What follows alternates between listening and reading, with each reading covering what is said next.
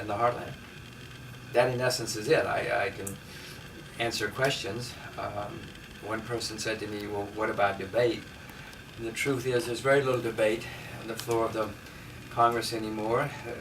People, when they go there, they're there for 3 or 4 minutes, whatever their allotted time is, and they stand up and speak, and there's nobody in the chamber. All the deals are made outside the halls of Congress. They're made in the cloakrooms or wherever. And so that's not going to change anything. The days when the Senate supposedly was a great hall for debate, that's long gone.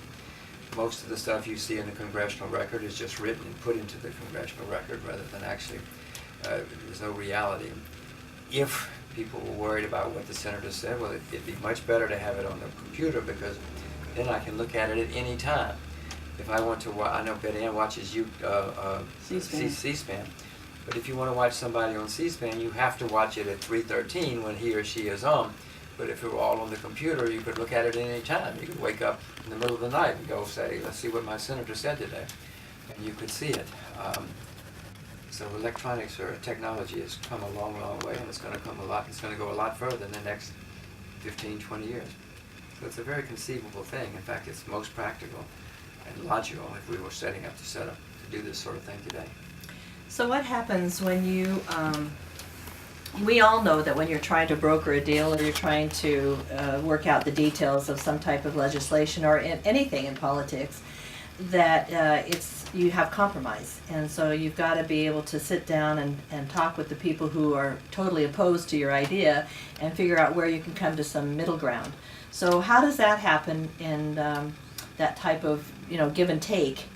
That happens because you're next to each other, you live in the same town, so you can get together and work out some of those details. Well, if it really came to that, first I'm not sure I want that to happen, because usually when they get together, the deals they make are maybe not good for you and me, they're good for them rather than good for the country. But you can still do, first of all, you can't travel. There's nothing to prevent you traveling.